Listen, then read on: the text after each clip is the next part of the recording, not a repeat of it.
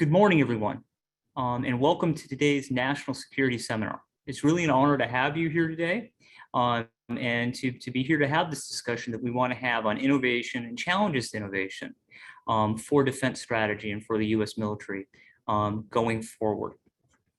So on behalf of our President and CEO, Dr. Catherine McGrady, I'd like to welcome everyone here today. We'll be having a discussion that should go for about an hour and a half. I should start with a few administrative notes. So first of all, today's discussion is on the record, and a recording of the events will be available on our website. Feel free to share with colleagues and other folks who might be interested in this. It's going to be a moderated discussion today. We're going to start where I'll pose a few questions to our panelists. Then we're going to open it up for the audience to ask questions. So please have your questions ready to go. If you would like to send questions via email, you can send them to CNA_NSS@cna.org, which is the same address you received in the dial-in information yesterday. If you're participating through Zoom, though, please feel free to use the Q&A function, which you should be able to find at the bottom of your screen. If you just scroll the cursor down a little bit, the Q&A should come up and you should be able to participate just fine. So hopefully all of you are aware of CNA, but if not, CNA is a nonprofit organization, and part of our organization is the FFRDC, federally funded research and development center that handles work for the Navy and the Marine Corps. We do work also, throughout the Department of Defense, and part of our organization also does work on the domestic sector and the domestic side of things. That's our Institute for Public Research.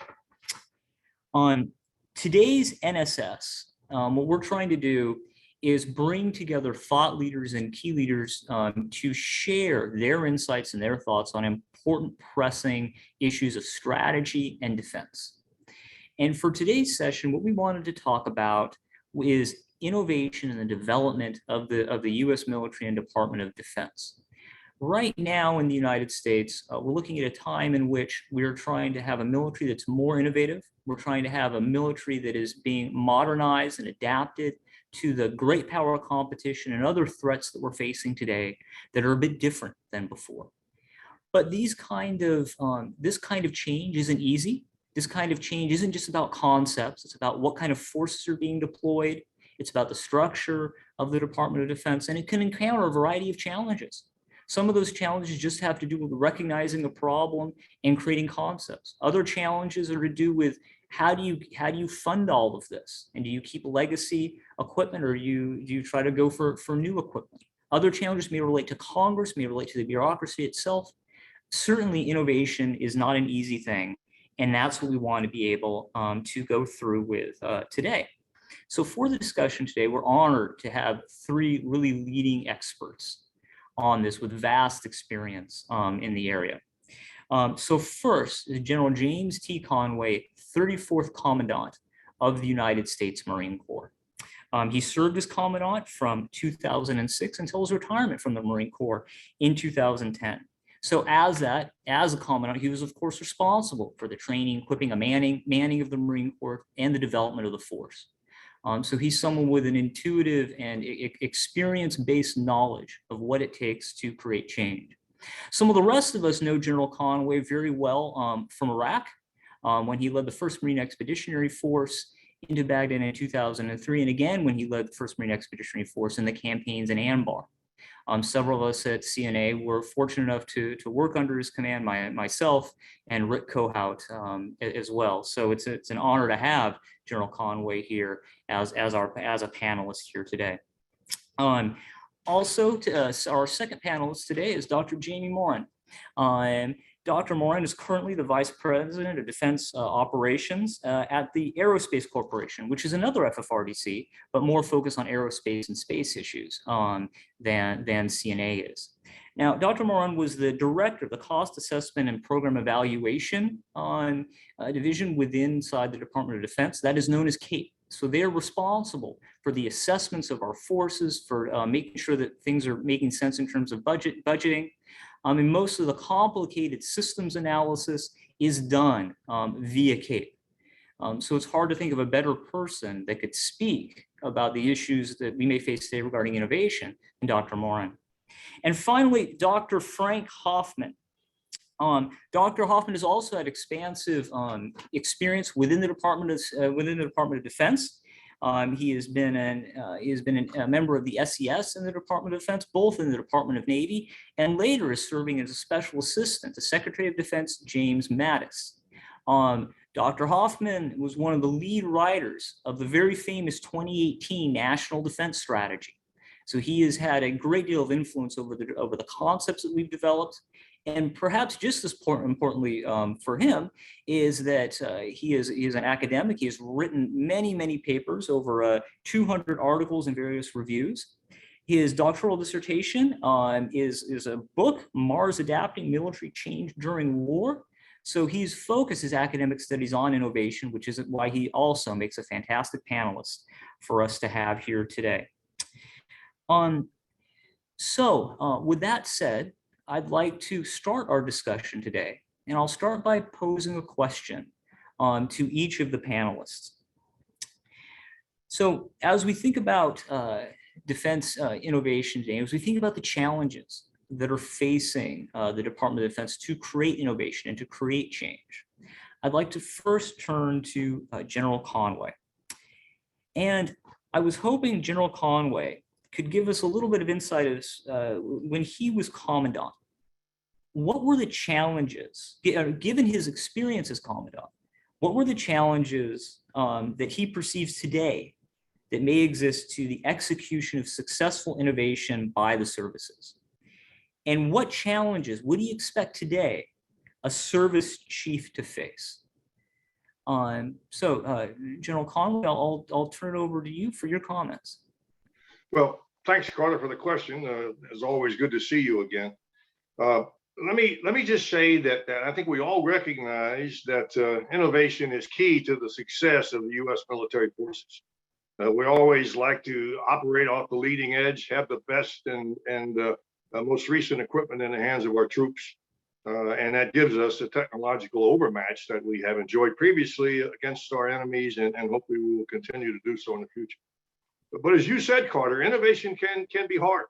And I think there are several, I'll say, wickets that innovation really needs to go through to make sure that it's going to be effective and it's going to be worth the time and effort spent. The first sort of check and balance, I think, is that innovation has to contribute to the overall effectiveness of the joint force.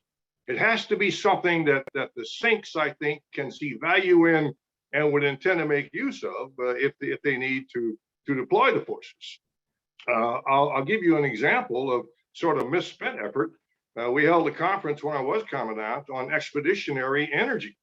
And we had a young lady present to us the concept of a sort of a pint-sized nuclear reactor that she said would run any airfield in the country, require very little space and very little maintenance. We were enthralled with the idea, but in fact, we spoke to a couple of sinks and they said, no way, no how.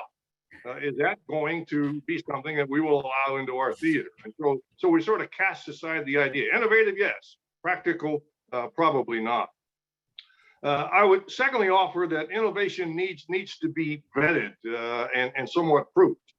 At this same conference, we had a gentleman come forward saying that he had a sort of space age liner for our standard canvas tents. That would both keep the hot desert air out and keep the cool inside, and would make our computers so much more efficient. It wasn't all that expensive. Now, the only problem that we had with his innovation was that it simply didn't work. So you have to make sure that whichever direction you're headed, that what's being advertised truly works. And I think, as an aside, that it has to be interoperable and applicable to all theaters. During the Gulf War, our communication was fantastic amongst our tactical units.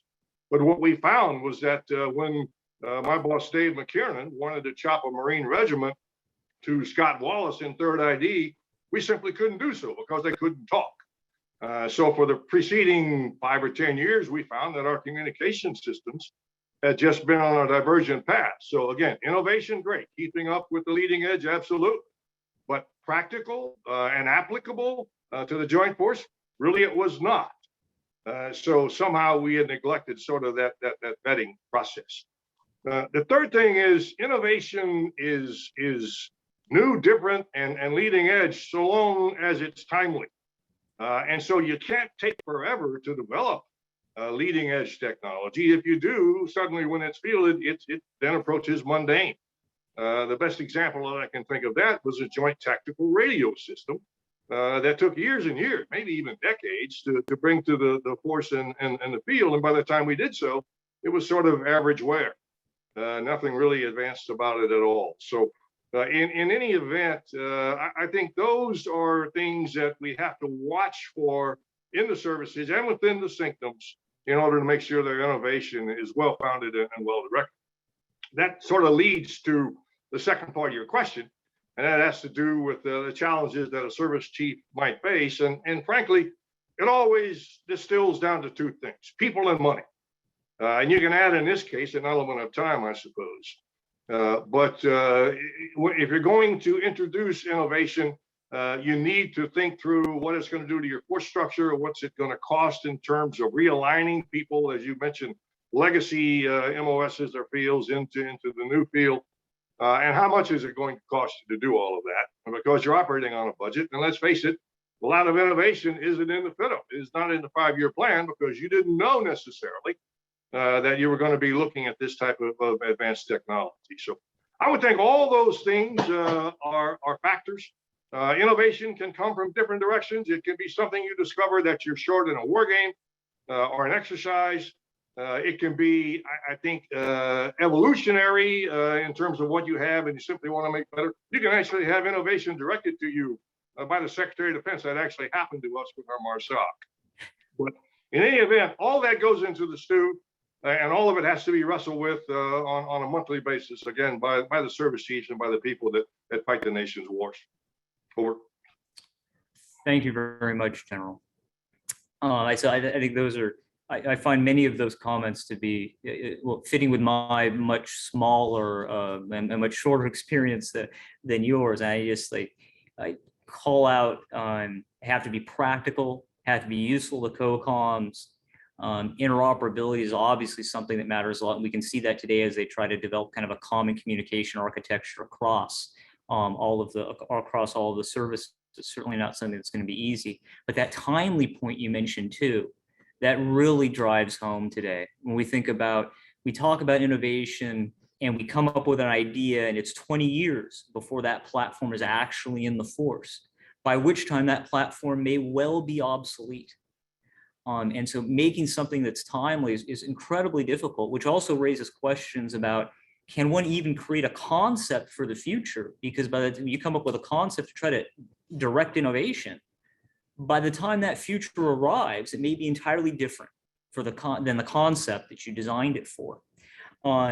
And then I think you also mentioned some very good points about the challenges a service chief would face, the people and the money, and then, well, SecDef may just say something has to happen and one has to move forward without any choice in the matter. So thank you. So Jamie, if I could ask you, given your experience as director of CAPE, could you expand on the challenges that will be faced Defense Department wide in attempting to innovate? And to the degree to which you can relate that to the bureaucracy, industry, and congressional relations, that would be great. But if you could expand on the challenge you think that will be faced Defense Department wide for innovation, I think that'd be very informative for people here. Sure, thank you, Carter, and appreciate the chance to folks at CNA and beyond. As a fellow FFRDC guy, I engage in some level of naval gazing, but of course the Center for Naval Analysis takes that to the highest level. Nicely done.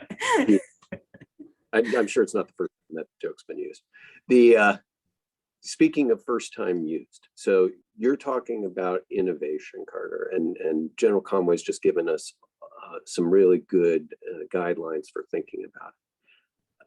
I want to take us back in history and up a level here for a moment, because the word innovation is not a new one in the English language. If anybody's anybody online here is a mergers and acquisitions attorney or an attorney, right? The attorneys talk about novations as new contracts, new agreements that have to be signed when you have new organizations or merged organizations. And it's a cost, right? It's not a positive attribute in a deal. It's a transaction cost in a deal. When we first started having the word innovation in English, 1600s or thereabouts, it's intimately connected with the concept of heresy at a time when heresy would still get you burned, literally. Innovation is, doing things new ways, doing new things. New is not necessarily better. And new is not almost ever free. It may be better in the long run, but it doesn't happen instantaneously, it doesn't happen for free. So in thinking about military innovation, I think you have to start with this question of what are you trying to improve and toward what end? And we often like to think, and this is something that my team in cost assessment and program evaluation, I think could be criticized for, is we try to think about a kind of enterprise level measure of merit. What makes the joint force successful? And that's a great way to focus yourself, but it is very quickly susceptible to what an economist would call the principal agent problem. And that is that you've got a principal, a senior, who is hiring a junior or several juniors to carry out their bidding, but those juniors are not perfect instruments of the principal's will. And there are economic inefficiencies induced when the incentives and preferences don't align. In an institution like the Department of Defense, with lots of layers and lots of different objective functions, different utility functions, different value models, these problems are really acute. And it's at every level of government, right? If, as Commandant, General Conway had to rely on aviation and infantry, but he also had to view them as not perfect extensions of his will, right? They had their own long-term priorities that were certainly going to be driven by what he was saying, but not perfectly or completely. Above his level, the SecNav, right, had a relationship with him as Commandant and with the CNO as the two services reporting. Imperfect alignment, even in a command relationship, right? The SecDef has that with all the military departments, all the services. The president has that with all of the agencies of government, right? That's why whole of government solutions brief much better than they execute, because you're working to pull together different organizations with different incentives, different utility functions. The fact that we have a principal agent problem doesn't mean we have ill intent. It doesn't mean people are bad. It doesn't mean they're not trying to advance the national interest. It means their perspective on what that is and their perspective on what it takes to deliver it is going to be different. And that becomes all the more acute when we're talking about innovation, because we're moving the systems, the priorities, the approaches that people become accustomed to using. So we shouldn't expect our agents to be perfect. We shouldn't expect them all to have the same perspective. And we should expect that to be even harder when we have multiple principles, as we do in our constitutional system, with an elected president, an elected Congress, a judiciary whose views are authoritative.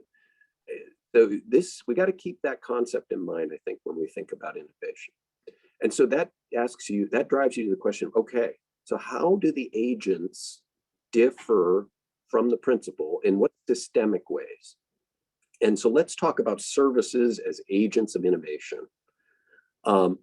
I would make just a few observations, and you highlighted my time at Cape. I spent a few years there, but I spent 5 years on the staff of the Air Force doing budget and then acting as the undersecretary for a year. And my observations there are services while they are grounded in the warfighting realities, they live in the long term. They're much more focused on the long term. And there's very good reasons for that, right? When the Marine Corps builds a base, when the Army, the Air Force builds an installation, when these organizations build their posts, camps, and stations, they are making a century-long commitment, right? I mean, look at the installations we have and the communities there. Yeah, I worked for the Air Force. That's new stuff, right? Only 70 years. But we are talking about a long-term commitment. When you're managing a career field of people who come in for 5, 20, 30 years of military service and who are expensive to retrain, who you could lose if you change the predominant, that you've got to focus on the long term.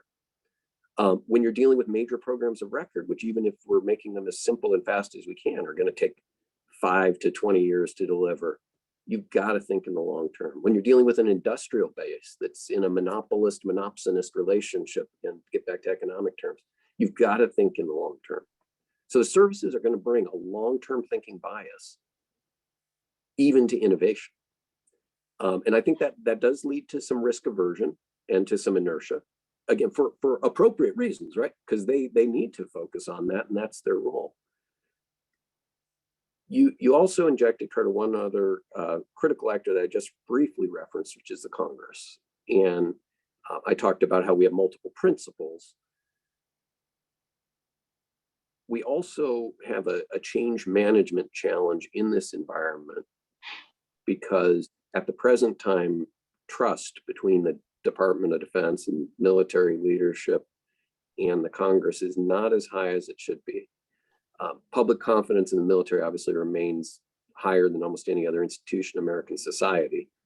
But we had some significant tension on congressional DoD relationships, particularly when it comes to programmatics and appropriations.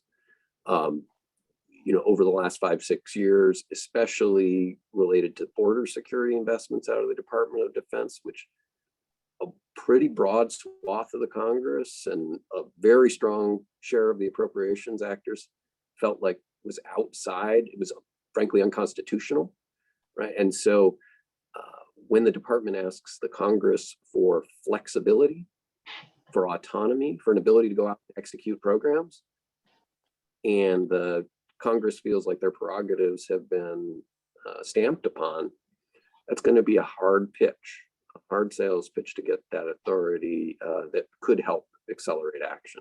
So trust, I think, even in the face of new ideas, new concepts, new approaches, still remains key and requires concerted leadership investment of time to build.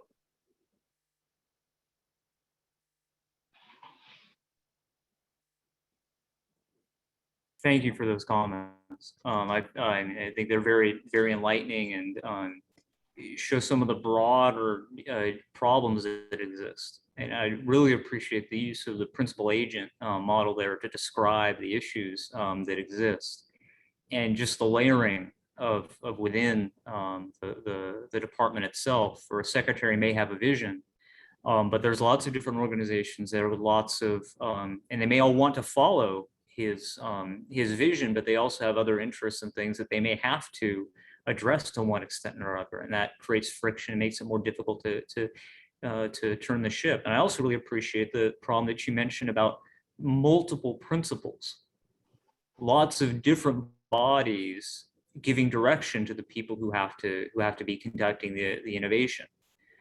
So the secretary is in competition with the Congress to some extent about what the Congress says needs to happen, and there may be other actors there as well. I think that's when there's multiple principles in place, it makes the problems of a principal agent model multiplies the principal agent problem. And I thought your points on long-term biases that exist, or bias is probably the harsh word for it, long-term priorities that have to be addressed, that have to be dealt with. That it's very difficult to sacrifice a long-term priority for something that's short-term and something that's uncertain and unknown. And in fact, that may just seem irresponsible when it comes down to it. So thank you for those comments there. And so let me turn now to Dr. Hoffman and get some of his thoughts on this. So, Dr. Hoffman, Frank, given your experience working at senior levels, do you think the Defense Department successfully implemented the 2018 National Defense Strategy, 2018 National Defense Strategy, which you helped create? So I've chosen a little bit of a risky question with Frank since he was an author of it. I'm very interested in whether he thinks his creation was successfully implemented. And what do you see as challenges to its implementation, that 2018 strategy? And do you think those same challenges will be factors today as a new national defense strategy is written and is expected to be on the streets in 2022? Thank you, Carter. Great to be here with such a distinguished panel, particularly General Conway, who he and I go back to the 1970s in the 2nd Marine Regiment when I first met him. That's a pretty long time to age both ourselves here. But great question on the NDS. I'll give you my bottom line up front. The answer is yes, the strategy is being implemented, but to some of us, not at the pace that was originally desired. So there's an issue with that. You know, that strategy had 3 lines of effort and tasked the department to try to out-partner, out-innovate, and out-create our competitors. And we're making progress, I think, in all 3 of those areas, but we still have shortfalls for the next administration. You know, one of those lines of effort in the strategy is about allies and partners. And I think we can claim and document that NATO is stronger today than it was 4 years ago in terms of forward posture forces, rotational forces, exercises, some investments in pre-positioning, command and control and authorities at NATO. The Quad's been re-energized on the other side of the globe. Relations with Japan are strengthened. Just recently, we've had this new partnership with Australia and the United Kingdom announced. A very positive development about the collaboration with sharing technology with our allies. That was a key aspect of the strategy for allies and partners. Unfortunately, on the other side, you know, COVID's impacted NATO's readiness, probably the investment levels over some time. The last administration undercut this line of effort with America first and some of our economic sanctions and tariffs. But again, the president also had some success in the last administration with some pretty firm comments about burden sharing. So all in all, I think NATO and our allies in the Pacific are stronger today. The messy ending in Afghanistan, particularly the coordination with NATO, may undercut that a little bit. We have to do a little bit of work to restore confidence in our alliance management and leadership skills going forward. On another line of effort, there was the acquisition reform. The impetus was to stop buying exquisite and expensive programs to drive down costs, to produce creative solutions, and to do so faster, what Mr. Mattis called the speed of relevance. Our innovation ecosystem was judged to be too slow and too costly, too risk averse. Eric Schmidt, the former Google chairman and chair of the Defense Innovation Board, said that we overestimated the benefits of consensus and stability at the expense of speed and agility. And we had hoped to change that perception. Eric Schmidt may sound a little bit harsh, but I think it's still true. We're not very competitive when it comes to unit costs and the speed of development. And some of that time is necessary, of course, to satisfy the practical testing and vetting, as General Conway, pointed out.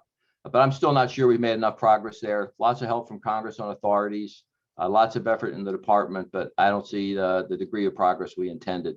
I just heard General Hyten speak the other day, the vice chairman at Brookings, and he made it very clear he believes we're still too slow and still too risk averse, and that's 3 or 4 years down the road. The most important line of effort, of course, was modernization. That was the big push, future capabilities at the expense of current capacity. I think all the services are following that vector pretty seriously. They're just not sure they're at the pace that was desired, and there may be reasons for that. The NDS concluded with a sentence, though, about the scale and the urgency of change that was required. And I think only in the Marine Corps do I see that kind of urgency, at least, being played out. Very difficult trade-offs. an acknowledgement of some risk, a push on thinking and taking competitive steps going forward, and acknowledging risk as well. I do follow Project Convergence at the Army. I'm familiar with Overmatch at the Navy. I think they're both exemplars in terms of creativity, multi-domain operations, the work the Navy's doing in UAVs and in undersea vehicles and optimally manned vehicles is cutting edge.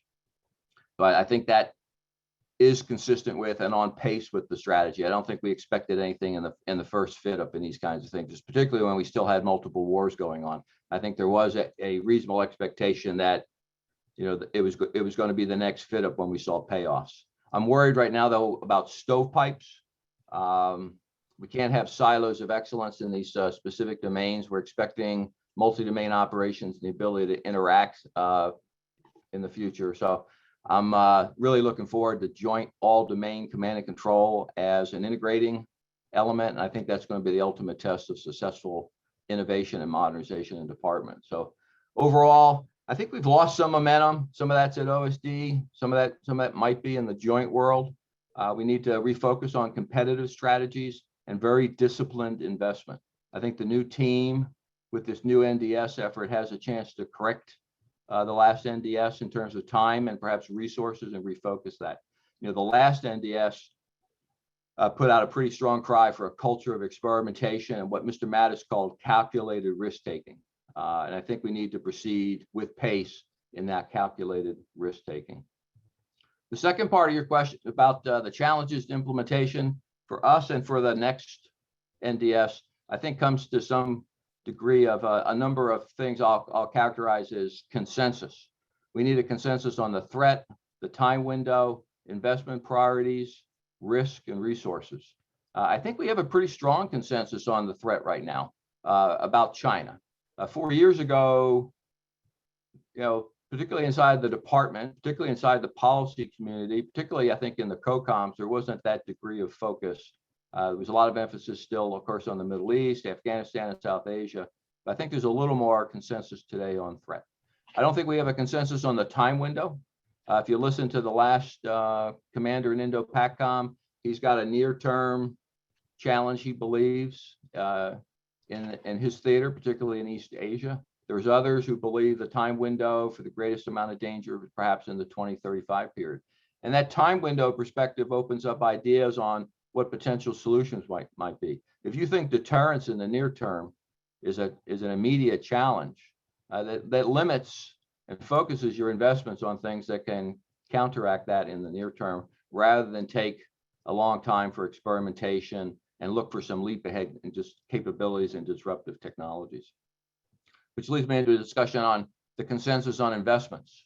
You know, should we be investing in $13-14 billion carriers, short-range TAC air, or should we be moving out in the future in the new technologies? Is it about man-machine teaming? Is it about artificial intelligence or machine learning? Or is it about another generation of stealth bombers employing hypersonics?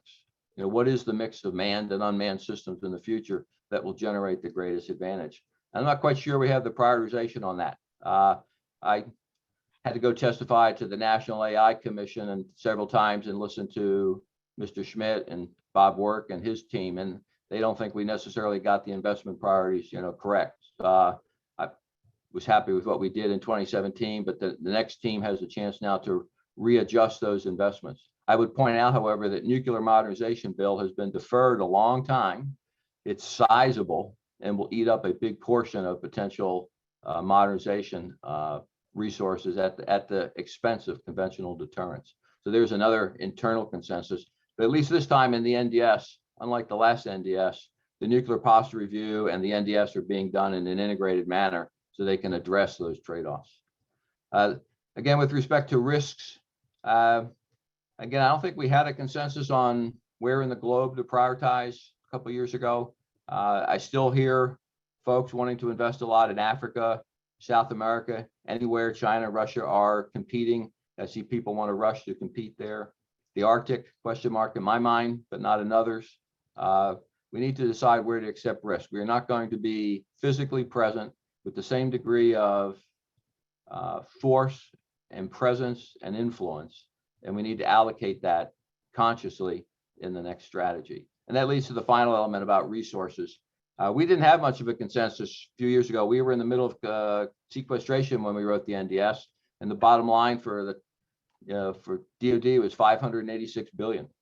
And we tried to make an argument with the administration, with the Hill, and we were successful. The Secretary was successful in bringing the end of sequestration and a huge increase in money. In fact, more money, I think, than we could probably spend intelligently in the first year of the FIT. I would have liked to have gotten a CD and invested it for a few years and then given it to the service chiefs. I bet General Conway would have given a year or two, would have allocated that money more effectively than all the other service chiefs had the chance to do. But right now, there is a consensus on stable spending in defense. The fact that it's stable is not agreed to by everybody, because we'd like to see some real program growth, but we're at a funding level that we should be able to make progress in investments, and we should be able to reduce some risk over time. So at least there's some consensus on the Hill. I think there's consensus even spending a little bit more. If we can spend trillions on other elements of national power, perhaps we can spend a little bit more on defense. So my bottom line on challenges for the next NDS is it's going to have to be a little more directive and a little more impatient than the last one. If you believe that China has near-term ambitions and it plans to be even more aggressive in the next 5 to 6 years, you should be very impatient. Thank you. Thank you, Frank. Those are some strong words to end on. The India should be more directive and should be more impatient. And so I think that's something certainly for people to listen to there. I also took note on your points for the need to continue to accelerate with experimentation. I think experimentation is as important as like the analysis that's often done in places. Also took your noted how you talked about acquisition reform, how there was a solid attempt, but you don't feel that enough has actually been accomplished there, which I think then gets back to some of the comments we were saying earlier about the timeliness of innovation. I was reassured when you talked about how the alliances appear stronger than they were in the past. I like that you also pointed out the kind of bump that was taken from COVID. I think that was a challenge to our alliances, which we seem to have come through okay on. And the last point, I'll take a mild issue with you, which you can then hit me upside the head on later, is that you said only the Marine Corps has changed with urgency. Now, I, of course, definitely applaud the urgency that the Marine Corps has taken. And I definitely agree there has been urgency. But I mean, I would also say, well, I think that the Navy and the Air Force, even the Army, they have looked at a lot of things. They have fielded things. They are experimenting in various areas. I just think that those organizations maybe, because they're so big, it may be more difficult to detect some of the innovations that are actually being made. But all right, so that goes through our first round of questions. And so now I'm going to turn to the next set, the follow-on questions. And after the follow-on questions, we'll open it up to the audience. So to the audience, please keep on kicking forward your questions that you may have to the group, because soon we'll be moving on to that. And I'll say to all of you before I start with the first follow-on questions, if there's something you heard in the previous round of questions that you want to add to or respond to, please feel free. So the first question again goes to General Conway. Could you talk a little bit more about the kind of the interaction between the COCOMs and the service chiefs? Particularly, could you discuss how ongoing operations affect the readiness and ability of a service to devote the necessary resources to retiring old force structure and introducing new force structure? How would you suggest addressing differences between the COCOMs and the service chiefs in their plans to modernize the force and keep that force ready? Well, Carter, ongoing operations are the coin of the realm. If you've got a sink that is engaged, then it is a very clear understanding amongst all the service chiefs, and I would argue the entirety of DoD, that engaged sink enjoys first priority in whatever he, or probably someday she, has to accomplish. And if it impacts what you may be doing at the various service levels, well, then you simply suck it up because his problems are probably greater than your problems at the time. And so you deal with it. That said, ongoing operations assist the service chief to determine if he is preparing his force for the right kinds of conflict. His job is to recruit, train, and equip. And when those forces get deployed to a real world scenario, that's a metric for the service chief to determine if, in fact, he is doing the right thing across that entire panoply with his people. How did the deployment go? How soon did the logistics crank in, the theater logistics crank in? How is that command and control apparatus functioning in support of the sync and his ongoing operation? In terms of retiring old force structure and creating the new, that's an evolutionary process. The service chief is probably more interested in end strength. That's his hard number. And if he's got some requirements out there for the future with regard to innovation, he'll probably argue for more end strength if he sees it required. But the service chief has people working for him that deal with the force structure issues, and they will eventually get it put into place and satisfy those innovation requirements. Thank you, General. And I appreciate the candor which you approach that particular question. I appreciate how the importance of end strength and the importance of the combatant commander, the sync. He has the priority when there's an ongoing operation. This is the coin of the realm, and the service chief is in the interest of the country is going to go in that direction. And I think that highlights really well some of the kind of dilemmas that exist between innovation and current ongoing operations. I think ongoing operations naturally demand attention, and it's certainly my experience at the senior level. There is a lot of attention rightly given to places where Americans' lives are in harm's way. That is naturally going to attract attention and needs to attract attention.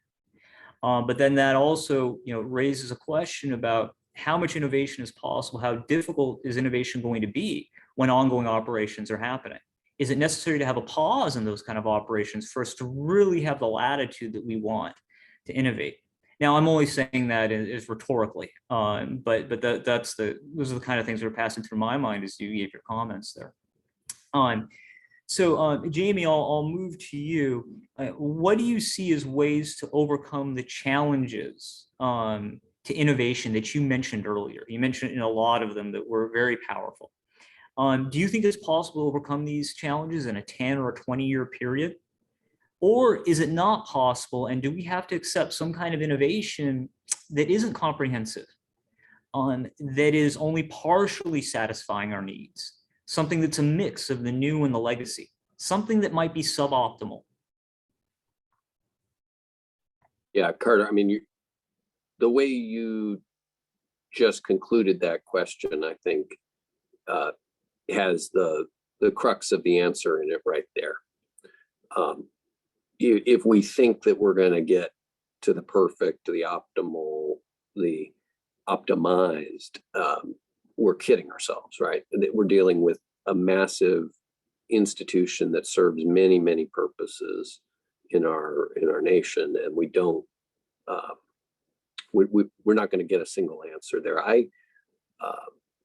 One of the things that I think it's really important to recognize when you think about decision making in defense is that there are those multiple utility functions that I talked about before, and you will not, it's not, an economist is going to think in terms of like a Pareto frontier, or an engineer doing trade analysis is going to think in terms of Pareto frontier, and how do you get to that frontier and pick your spot on it.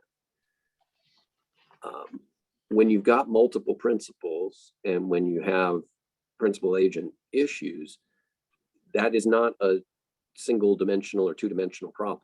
It's a many dimensional problem, and there's going to be a very complex choice phenomenon. So recognize that, and don't try and do linear programming to get your way out of it, right? Try to think in terms of evolving to the solution. So we need to drive significant innovation in our defense system notwithstanding the resistance, notwithstanding the inertia, notwithstanding the principal agent problem. We got to overcome those. We've got to do that without throwing the baby out with the bathwater. So I guess I would give you like 6 key points here. And I think the first is to start at a tractable level. So identify real operational challenges, but operational challenges of strategic consequence, and create incentives, principals create incentives for your agents to work together, to collaborate, to develop solutions for those. So at the level of Secretary of Defense, that's create challenges for the cross-domain joint force. That's your job, right? You're integrating across the domains. A lot of our military problems are going to be solved in that integration in today's world. So how do you drive those stakeholders to come together? How do you incentivize them? Second point is let your radicals play aggressively and early, but don't bank on any one of them to give you your solution, right? So you've got your DARPAs out there, you've got your Strategic Capabilities Office, you've got your various, spooky and compartmented activity efforts out there. You've got your service labs, and let those folks play, but make multiple bets. Because if you try to make those folks your only bet, you're going to squeeze out what is good about them, which is they can take risks, right? If they're your only bet, they can't take risks. So have multiple irons in the fire, let them play early, and then draw judgments, right? Because you can't afford to have 6 Joint Strike Fighter programs, but you can afford to have 6 people coming up with wild new stealth material solutions. So a third observation would be, do not focus your management only or excessively on the new ideas. If you overmanage the new ideas, you will, in many cases, stifle the innovation. But the flip side is, don't undermanage the hard choices needed to create space for those innovations, right? And this is a classic, leadership or political incentive, right? It is way more fun to have the officer performance report bullet about the new idea you delivered on than it is to have the bullet on how you sliced overhead in order to, generate the space for that, right? And it psychologically, we prefer the wins than the enforced losses, even though they're equally important to actually deliver change. So get that management attention. If you're the principal looking down to your agents, get that management attention on the hard choices as much as it is on the exciting, cool new things. Fourth, don't assume everybody who came before you is stupid, and figure out what are the constraints they were operating under that led them to the solutions you no longer like. And it may be that some of those constraints still apply and have to apply. It may be that some of those constraints still are in application, but maybe don't have to apply. And those are often held at high levels of leadership, right? I mean, if the President of the United States changed guidance on nuclear command and control, redundancy and things like that, the Department of Defense could do significantly different things to move those signals. That's a conversation you can have, but it requires a case to be made that opening the aperture will result in better solution. So look for those leaders at each level need to look for the opportunity to lift constraints and make reasoned choices about how to lift them, to open the degrees of freedom for all of those innovators that are executing underneath them. Next is maintain the flexibility to adapt, right? When you listen to folks in leading industry, particularly heavily IT dependent industries, they really emphasize speed to decision on those kinds of decisions that can be reversed or adjusted. And then deliberation on those decisions that are one way and cannot be reversed or adjusted. So figure out how you can achieve the flex that you need to adapt and revector those decisions. Frank talked about areas where we need to accelerate or shift further in the next strategy. Okay, that's key, right? We want to be able to iterate through that strategy. And if it turns out that one of those partners that we've been putting a lot of emphasis on is not reliable, well, we need to either figure out how to make them reliable or how to find another partner. And that's got to iterate on a pretty tight cycle so that we can do it. You know, it's a DevOps approach to strategy and management of the department, as well as to the development of the programs. You can't do that if you don't actually understand what it takes to produce the commodity of national security. So you got to have analytic capability, you got to have intelligence to analyze it. And then my final point, I think that's 6. I can't count that high because I only have 5 fingers on one hand, but is back to a point I made in response to your first question, which is trust is key. Confidence is key. And we've got to invest in building that. We got to, you know, a lot of what is challenging us as a society right now comes from the decline of trust and atomization. If we're going to organize massive collective endeavors like provision of the national defense, we've got to build a framework of trust, and that requires sacrifices, right? I mean, that requires me letting you have some headroom and letting you drive to something, and maybe not lawyering up the first time I disagree with any decision you make. And it's going to be a succession of individual actions in the face of this, this social tendency we're having to break into tiny groups and hate one another, which is a real challenge to. A long answer to your question, but hopefully some helpful thoughts. No, those are tremendously helpful. Those 6 points I think are wonderful, and I hope you're writing an article or something to pass some of those on. But thank you in any case for passing them to us and to the audience here. So, Frank, if you could now turn a little bit more to your academic knowledge of innovation, and tell us just a little bit about why is innovation so difficult, and on the basis of that, what's your prognosis for the successful innovation of the whole force?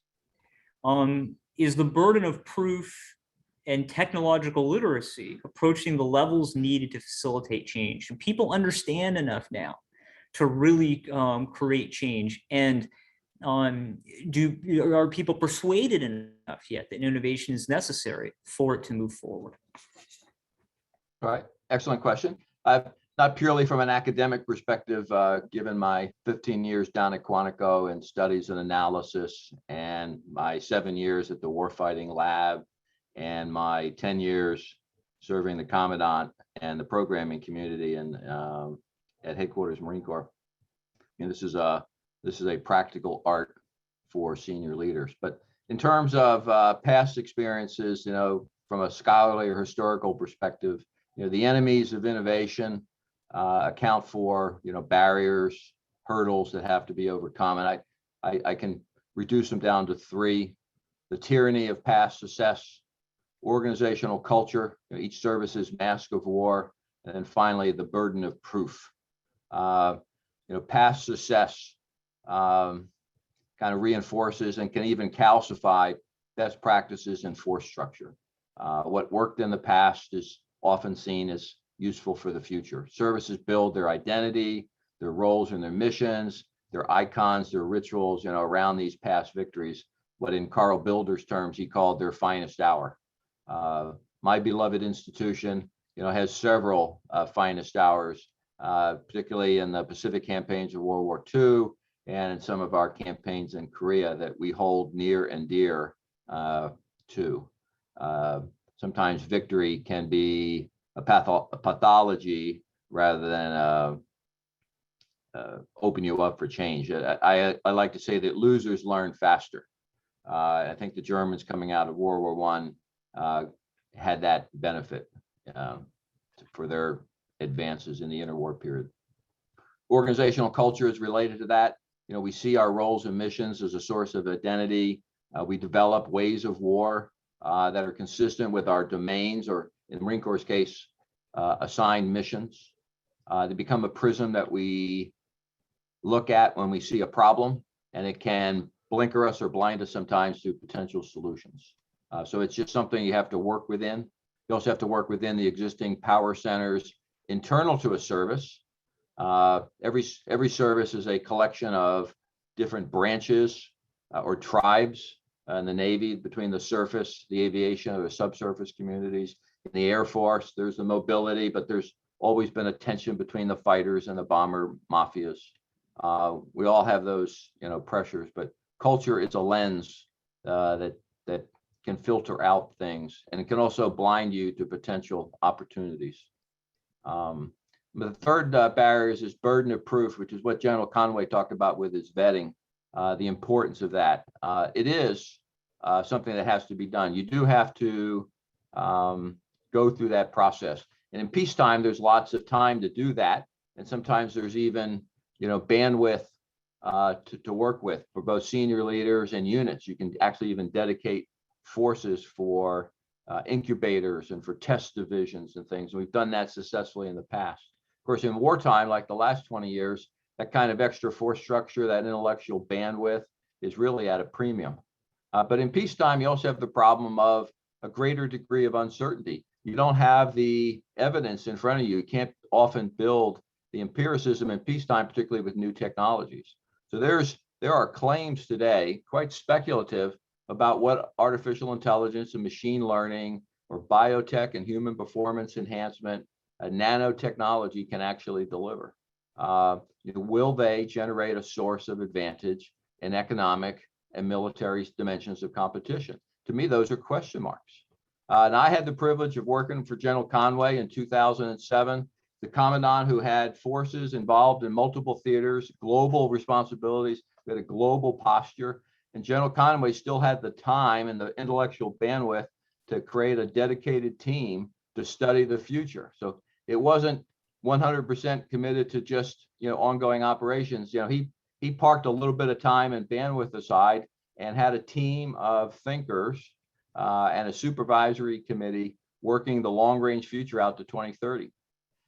He put resources behind studies, scenario development, examination of the future secure environment, alternative force designs, and wargaming for a period of time, and put down a vision. So I know the Marine Corps can do it.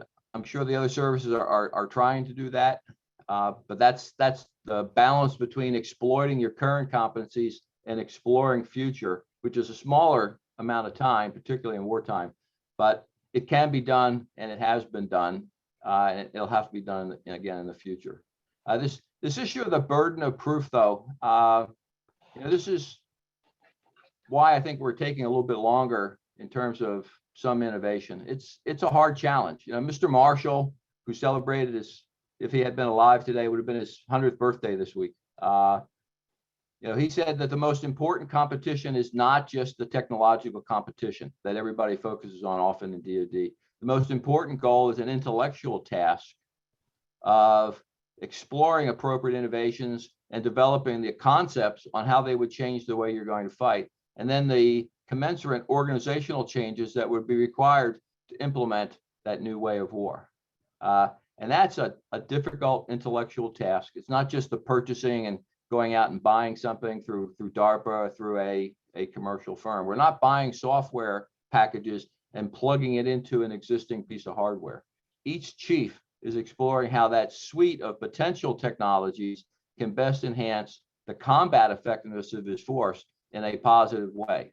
And what new units, what changes in organizational doctrine would have to be developed to really field a generally fielded capability, not just, the toy aspect or the hardware aspect. And I think we try to make that clear in the NDS, as well. So I'm a healthy skeptic about the future.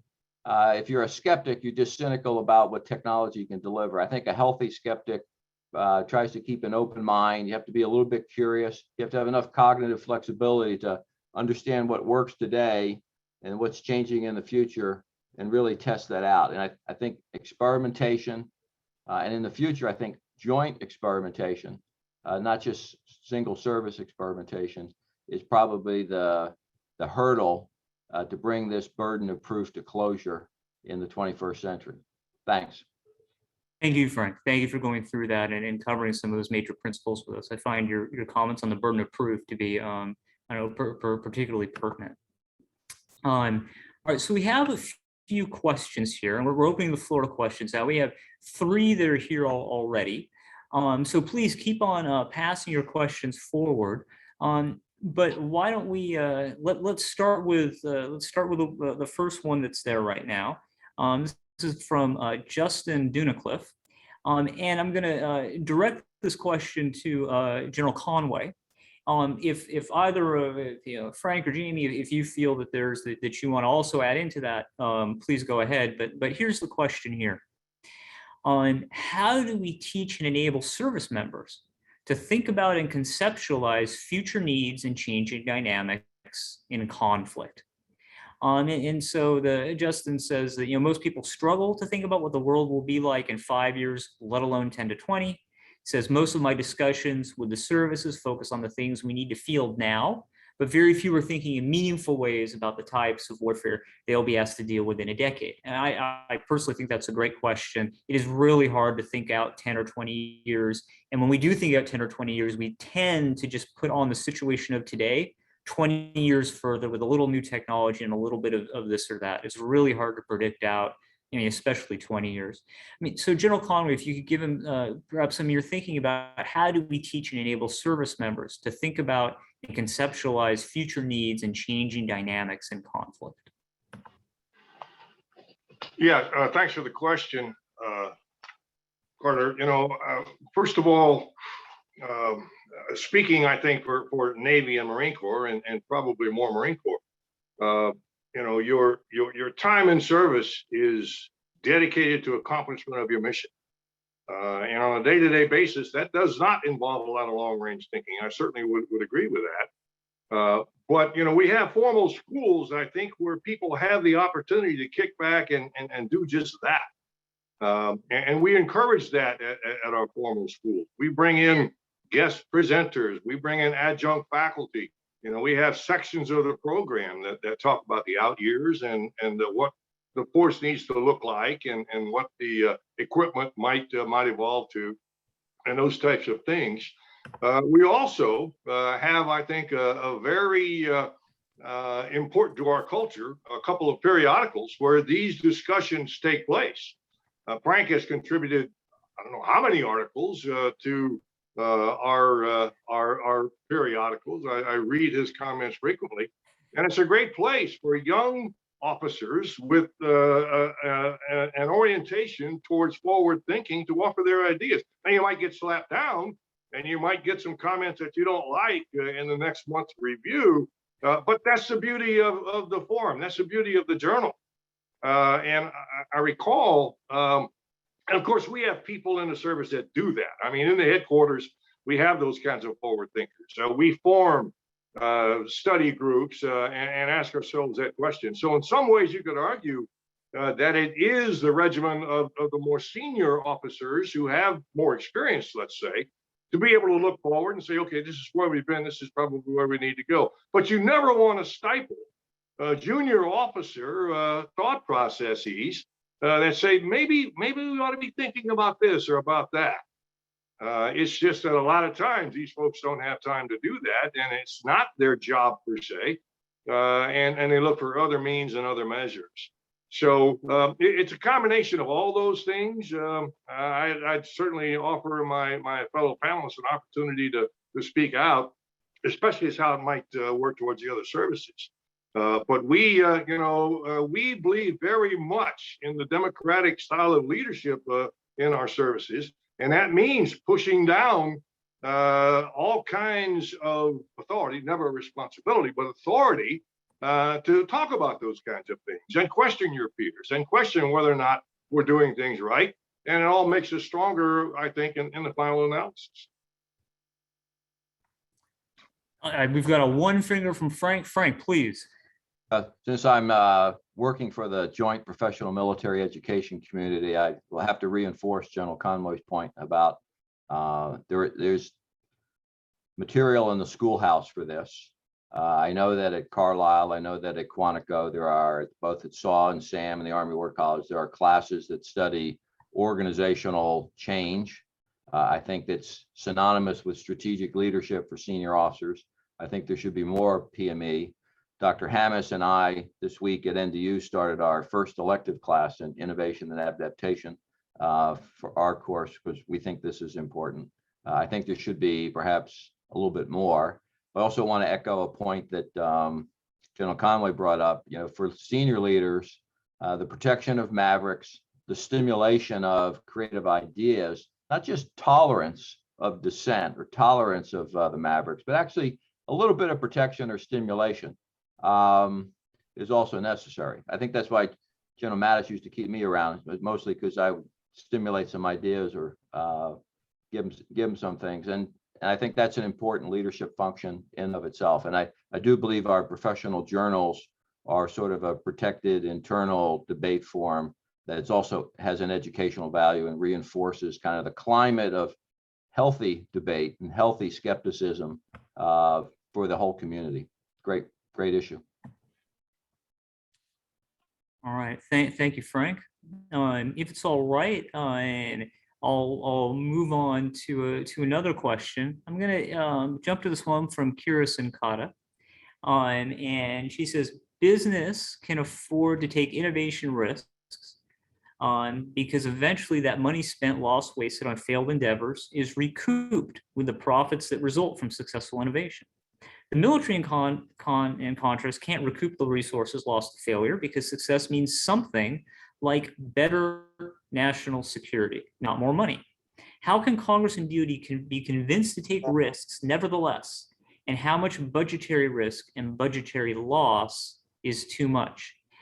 So Jamie, may I point that question to you, which is kind of focusing on how can Congress and DoD be convinced to take risks in spite of the fact that they're not going to make money off it, and how much budgetary risk and budgetary loss is too much? Yeah, so it's a terrific question, and I'm going to start by carving out part of the answer to the question and say, first, DoD and our national security apparatus, even larger, has a lot that we do that's measured in unmeasurable or very, very difficult to measure things like national security. We also actually have a lot that is not, right? So there's a wide swath of the activity of the department, which is more susceptible to metrics-based management, to business application, right? You don't have to look at all the various tail to tooth commissions over the years. And so we have to be serious about carving out those parts where we really can be more rigorous in our assessment there, and drive those in part to create the space we need for the innovation in the areas of more closely aligned to core national security. So let me carve that point out and take the question head on there. DoD has a disadvantage in that, yes, we cannot recapture our excellence today to generate resources for tomorrow. That is a disadvantage. We also do not have, other than loss of a existential war, the prospect of bankruptcy that a private business has. So we have, if you will, a safety net under us, in that the Congress is likely to continue appropriating new resources each year, even if we fail, right? Even if we fail in a specific project, if we fail in really delivering the answers to the right national security questions. So that actually does give us some freedom too, right? Freedom to take risk. I think the key is discussing it openly. My friend Will Roper, in his time both in the Strategic Capabilities Office and as Air Force Acquisition Executive, he spent a lot of time talking about failure with the Congress, with his staff, with the program managers that he was responsible for. I don't know that he ever got to the point of giving a medal to somebody for a conspicuous failure, but he certainly held up in his communications to the workforce some of those adventurous efforts. I think He called them spectacular learning events or something along those lines. Look, the key is you got to be able to discern between somebody who tries to drive on a really hard, tricky idea that had lots of reasons it should fail, lots of opposition, and does fail, but who learns a lot by doing so and from whom the institution learns, versus somebody who just screws up in managing something that they probably should have delivered. And everybody who screws up managing something they should have delivered has an incentive to explain how they were doing the impossible and should be rewarded for their spectacular learning event. So, you know, it's not as easy as just saying we're going to tolerate failure, because we don't want to tolerate mediocrity, right? We want to tolerate excellence and recognize that excellence sometimes, if you're trying to climb the tallest mountain, means you still fall. So I think that's the core here. And we got to really rely on leaders at all levels to be able to discern between failure due to audacity versus failure due to mediocrity.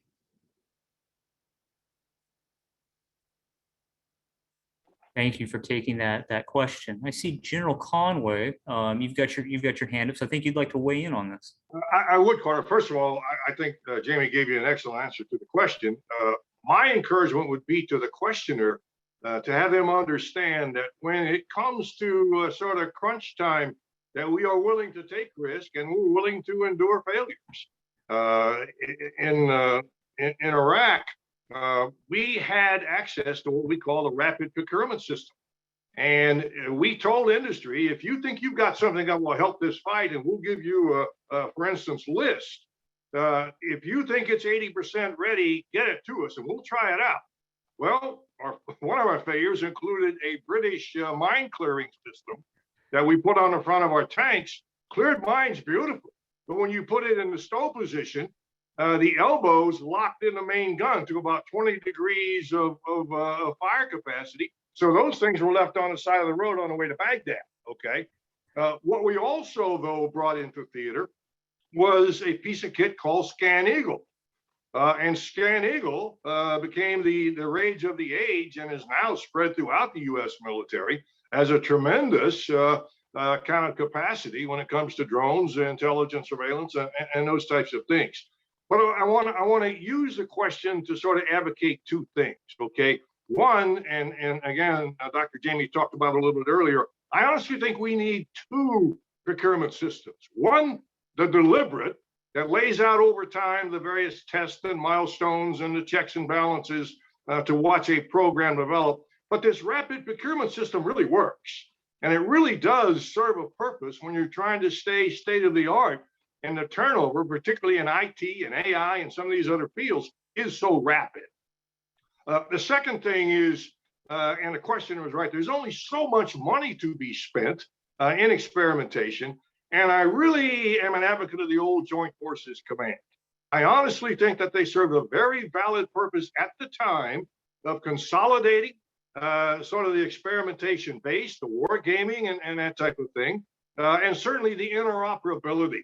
And I was sorry to see them go. I think there's still a place for them today. And if I can make a recommendation to, as Frank references, the next team, it would be that we take a look at the value and see if they aren't still worthwhile. Thank you. Thank you, General. And so the next question I was going to ask was from Captain Andy Charles, United States Navy. And he tells me on chat that he feels that his answer has been, his question has been effectively answered by General Conway. But he'd asked about the services being still too slow and too risk averse in acquisition. Although ACAT 1A programs are quickly scrutinized for not adhering to cost, schedule, and performance. Forgive me, I'm actually not sure what ACAT 1A programs are, and that's definitely a ding on my knowledge. So Captain Charles asked, is there value in different acquisition mental models for different types of acquisitions? For example, major weapon systems versus things that versus information solutions, which can be rapid and more risk tolerant. And he's asking this in light of the JADC2, which is a new C2 system which is being looked at, which could be viewed as an ACAT 1A set of programs, which will lead to slower, safer approach, or it could be viewed as a subset of many smaller programs to allow for risk and speed acquisition. But I just thought, I don't know, Frank, if you had anything else you wanted to add on this question, or do you think we've nailed it fairly well now about how different acquisition systems are actually needed to handle these different kinds of problems? I like the way General Conway addressed it. There are things that are lower risk at hand that are 80% solutions that, particularly when you're in a combat situation, you can get the evidence, you can get the burden of proof, quickly. Every service chief is basically a navigator of his institution and is moving forward in time and uses current combat operations or other wars as sextants changes to change the speed and velocity of his investment portfolio. And so the point I had wanted to bring out was this question and the previous question is, where does one take risk? We seem to be focusing on risk and the time and the burden of proof challenge, and you're doing these things in peacetime in lengthy cycles of programs that take as long as 12 and 14 years to bring about a truck or a radio or a command and control system. We're putting all the risk into the acquisition world and solving the risk there.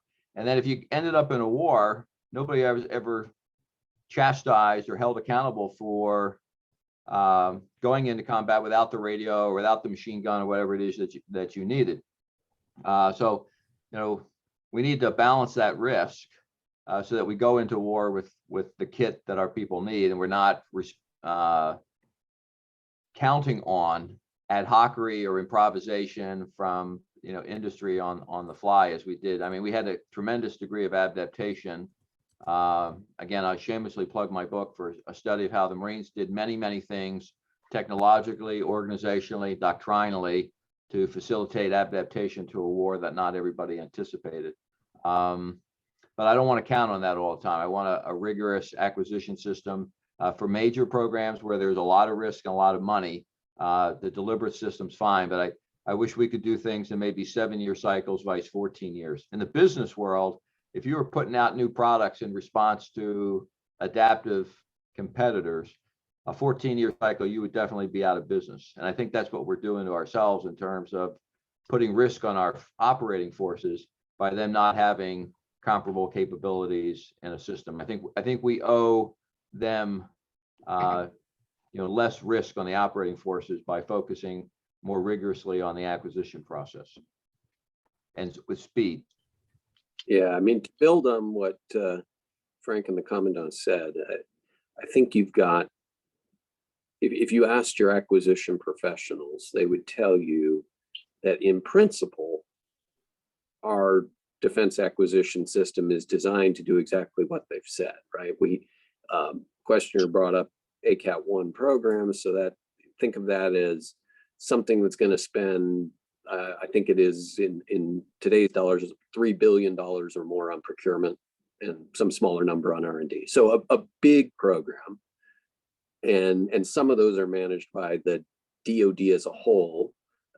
Some are managed by the service acquisition executives, and some are delegated down a level below the service acquisition executives. But those are those $3 billion plus kind of programs for procurement. And so these are, in the context of a $700 billion plus defense budget, probably not every program at that scale needs to go in front of the senior most leadership all the time. And you've seen a drive to delegate down more of those authorities than was previously permitted. Congress has explicitly embraced that. The folks in OSD acquisition and sustainment have been promulgating what they call, I think, alternate pathways to acquisition, which really gets exactly at what General Conway was saying. Not just a deliberate and a slow, but also a recognition that things like buying IT look different than buying a tank, and maybe even buying space vehicles where you're going to spend a lot on engineering one copy and you never go to serial production. looks different than buying fighter jets or ships. So those are there are definitely steps that have been taken here. There remain, I think, cultural issues, right? How much of that flexibility does the department actually use? What are the implicit messages from the Congress when things don't go exactly right? And the service acquisition executive delegates down to a program executive officer responsibility for a really important program, and it fails. And maybe fails because we did poorly, right? Not because we were daring greatly. How many echelons do get fired there? And the answer is going to require judgment. The answer, though, we've got to be conscious. What signals are we sending, right? If we've pushed the undersecretary for acquisition to push those decisions down, and then we pull the undersecretary for acquisition in to defend the subordinates, or the not even direct subordinates in the case of these service programs, for the failure, the likelihood that the next undersecretary is willing to allow subordinates to have that level of freedom goes down. And so we've got there's a cultural issue, and there is a accumulated behavior over time. And are we walking the talk, or are we just saying we're willing to take these risks? Thank you for that. Thank you for that consideration. Thank you for all your consideration of that particular question and different ways of acquisition. So I think we're getting down to our last few questions here. So I'm going to turn to a question from Mark Geis, who was our executive vice president here at CNA for many years, and is someone known to all of us at CNA, and spent for 2 decades plus working with them, 3 decades plus working with the Marine Corps. So he says, Frank mentioned that General Conway set up a futures group when he was Commandant.